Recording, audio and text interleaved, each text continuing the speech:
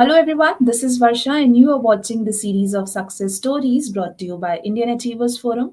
So once again, we are here with you all to discuss the success story of one more achiever of ours, and this time we have with us Miss Srilekha Kalvakunda. So Miss Srilekha Kalvakunda is the author of Unique Thinking and Thought Process. Apart from being an author, she works for her own non-profit SME businesses that aims to bring out transformation in the field of education, social awareness, social impact, and benefits. Unique thinking and thought process is concerned, it is the first ever researched and written concept on the thoughts of life cycle in the genre of thoughts and mind, and is one of the best thought management, leadership, and execution guides that can change the way one thinks by defining the ways of thinking unique and different, focused on the methods and practices that attain these unique thinking capabilities. But before we actually start the conversation with her, let's quickly have a look at a very small video telling you about what we actually do.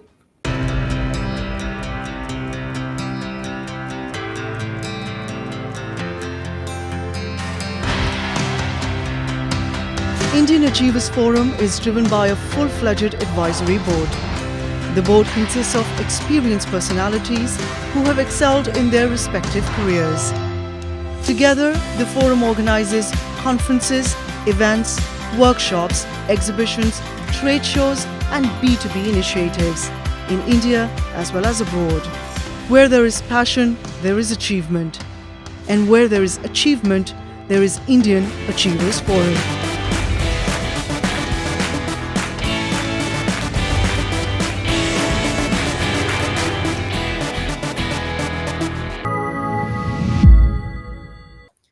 Hi Srilekha, how are you? Hi Varsha, I'm good, thank you. How are you? Right. All good, all good. Thank you so much for asking. First of all, I would like to thank you for giving me this award, with this recognition from Indian Achievers Forum. I'm really honored and privileged for receiving this recognition, certification, and the award. So, yeah, All right. Many congratulations to you once again. And before starting with our, segment, I really would love to know from you that how did you actually land up to the idea of starting up with this, business of yours? yeah. So, to be really frank, it's in 2019 I have written my first book, which is titled Unique Thinking. So I wanted to write something about thoughts, and I had this idea in my mind to write something about thoughts, starting from my childhood. But see, it's only in 2019 that I wanted to publish it in the form of a book. Because of the encouragement and support given by my some of my friends, so I got it published. And fortunately, it's the first ever written concept in the entire world, which talks about the thought life cycle. So, what is this thought life cycle?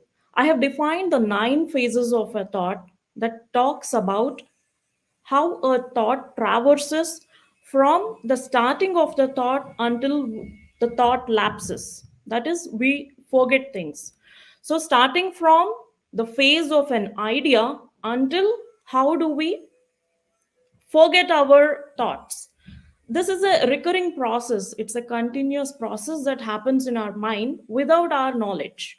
So, this is a unique thought process for every individual, but it happens without our consciousness. So, this is something which I have defined in unique thinking. And thought dimensions, I, along with authoring this book, I work for my non-profit startups, which is Thought Dimensions. So I'm right now working more towards the social awareness and helping for the social cause, on a non-profit basis. But in the future, I would like to take it as a full-time business. Right now, I'm working in the IT industry uh, since last 15 years, and I'm continuing to work in the IT industry. So this unique thinking has got recognition for me because of this concept, which was recognized as the first ever written concept. So I've, along with the thought process, I have defined search engine mind, which talks about how to get the results that you want. So I have defined mind as a database search engine. So we are living in the universal library where we are all surrounded by abundant pool of information and knowledge. So from that, how do we query the data based on what we want to achieve? So the achievement, priorities, likes and dislikes differ from person to person. So that creates your unique identity. So these are some of the things that I have defined in unique thinking. Lovely, Srilekha. So, thinking of an idea and its execution are actually two very different things. So, talking about your journey so far, what sort of challenges you have to face in it while, moving ahead with the concept that you were having with you? Yeah, so I am not an exception now for any upcoming author. So I had to go through a lot of challenges, and moreover, I was basically self-dependent. And moreover, if it's a first-time concept, you would obviously get friction from the community, existing community.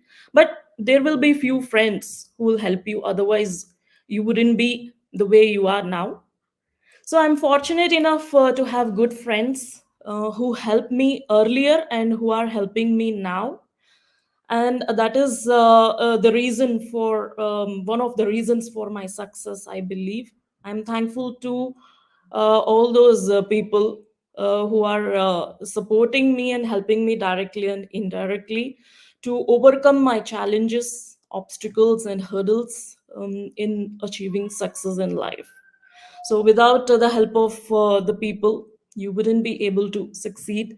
And challenges and obstacles are a part of success. Without challenges, there will not be success, is what I believe.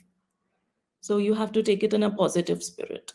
Very, very correctly said, Srilekha. So now moving ahead, and apart from this book of yours, Unique Thinking and Thought Processes, you also own your non-profit SME businesses. So tell us a bit about the product and services that those, non-profit SMEs are providing to people out there. I was always inclined towards business, but I started it as a startup. To be really frank, I don't have much knowledge in business. It was only from my friends I got this encouragement of getting into business. So I started this as a small micro SME startup. My first business is Pink Chocolate, so which is about food and restaurants and ice creams. So there was an outlet that I started in the location where I'm staying. And more than what I have to say, it's a platform for me to learn the business knowledge, to gain the business knowledge. So that helped me a lot. So I am really thankful for the people who made me learn business through Pink Chocolate. So later on, I have changed the product line of Pink Chocolate from ice creams, food, and restaurants to corporate gifts. So right now, it's only online. I have plans of extending it in the future. And apart from that, thought dimensions. It's a management and leadership education startup. So I'm doing it as a hobby, as a part-time activity, along with my work in IT industry. So I have plans of taking it full time in the future. Lovely, Srilekha. So, apart from this plan of yours, are there any other future plans that you're up to? So, if you can share a bit of details of those plans as well. Right now, I'm only working on my author thing. I have plans of writing my third book, which is about theory of relationships. It's a karmic essence. So I define karma, uh, what you call it as a fate. So what is the relevance and essence of good karma in your life in defining the relationships? So there is a theory behind it. So when you say relationship, it can be your parents, your siblings, your brother, sister, your spouse, So any kind of relationship. So there is karma behind defining those relationships. So it has something to do with the past life and future in the present life. So I am basically I work on the concept of soulmate. So soulmate is something which I am more interested towards, and I do a lot of research on the soulmate concept about reincarnation.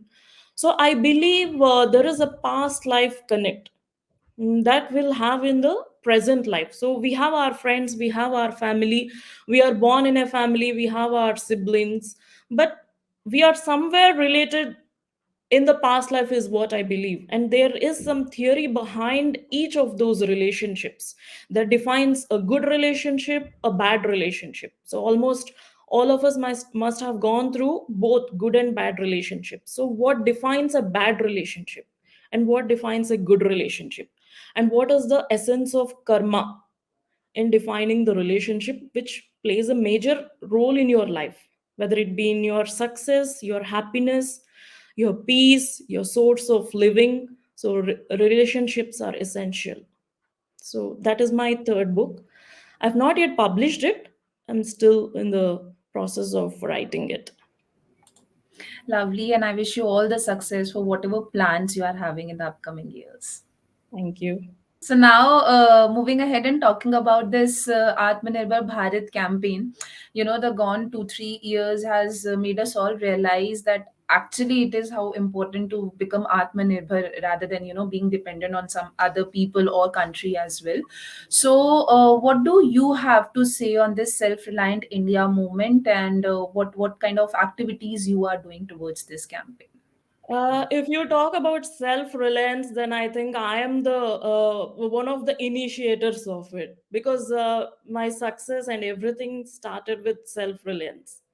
Because one of the reasons is my family, whether you call it a support from the family or a push from the family, that I don't get spoon-feeded by my family. So basically, they allow me to be self dependent. I stay at my own house, and where I get to do things on my own, obviously taking support from the family and friends. So that is one of the reasons that made me self reliable. So you have to be confident in yourself. Then only you will be able to achieve something. Others can support you, but if you don't have self confidence, then nobody will be able to do anything. So Atmanirbhar is something which is the essential part of anybody's life, especially women. Indian women who are staying single, whether it is whether you are unmarried or separated and single, you need to have that self confidence to lead your life. Support will be there from the family and friends, but you should be confident enough to take your life ahead. So I strongly believe in self dependence and self reliance. So that is one good thing that Modi's government has started, and I appreciate for that. A lot of other things, the Startup India, Beti Padhao, Beti Bachao. So a lot of initiatives have been taken by Prime Minister Modi's government, and I really appreciate for that. Right. So now comes the question which I, personally love to ask our awardees, and that is, what are your feelings on winning this Indian Achievers Award? I feel really happy, really good, really honored for having achieved this award. It's one of the recognitions for me. I'm sure it would be a value addition for my success, for my career in the future. So I really thank IF for honoring me with this award and recognition. Right. And I once again congratulate you on this achievement of yours. Thank you so much. Okay. So now, as we have talked a lot about your professional role and also the upcoming plans that you're having, if we can also elaborate a bit about the CSR activities that you're into. Yeah, corporate social responsibility. So I feel social responsibility is a part of every individual, every citizen, irrespective of which country you are living, you're staying. So you need to contribute for the society because you live in the society, you live by the society, and you live for the society. So, what is that contribution as an individual, or individually or as a collective group for the society that will create recognition? So if you ask me, I do a lot of CSR activities in terms of creating social awareness and resolving the issues that are happening outside, trying to help from my side, that this is what is going on, this is how it can be sorted out. So something in terms of donations or sharing your knowledge which others are not aware of it. If you share your knowledge and that is a help for others, obviously it is a contribution for the people and the society. So when you say social responsibility, it need not be only in terms of financial responsibility, that only if you donate you are socially responsible. Your donations can be through finances, in terms of money, wealth, assets, your knowledge, the help that you provide, the knowledge that you create among the people.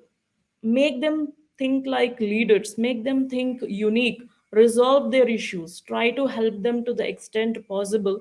That will in turn better their life, pave a path for betterment of their life. So whatever, however you want to contribute for the society, every individual, I feel, should have that CSR initiative within them. Whatever help that they can do, whatever contribution that they can do, they should have that CSR mindset, is what I believe. Very, very correctly said, Srilekha. So now, before concluding our lovely session, what message or mantra you would like to give to our new generation to become successful in their careers? So to become successful, first you should be self confident. You should believe in yourself that I can achieve this. Otherwise nobody is going to believe in you when you don't believe in yourself. So once you start believing yourself, then you should pave a path for achieving it. So how do you want to achieve it? There is for every question there is an answer. For every problem there is a solution. If you really want to achieve something, nobody is going to stop you. Nothing is going to stop you.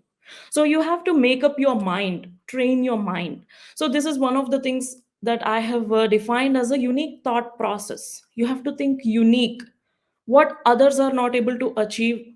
If you want to achieve the same thing, how do you want to achieve? How can you achieve?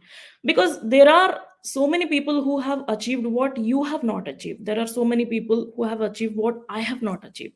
So I need to take them as an example, learn from them, and fine tune my thought process in achieving what I want.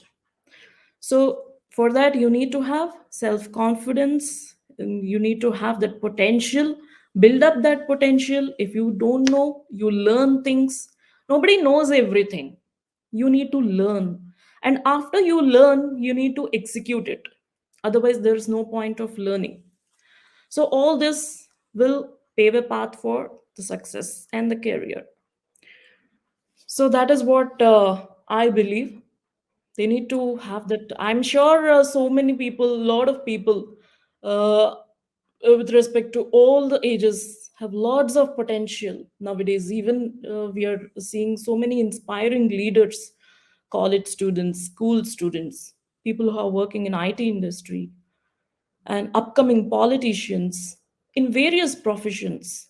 There are inspiring leaders. So there's a lot of potential and growth for the people. You just have to identify your strengths and weaknesses and work towards it, and think unique. And that's a lovely piece of advice, I must say. So thank you so very much for joining with us today. It was pleasure talking to you, and I wish you all the success for all your future endeavors as well, and may you continue to rise and shine the way you are doing. Thank you so very much for your time. Pleasure talking to you. Thank you so much. Thank you. Bye.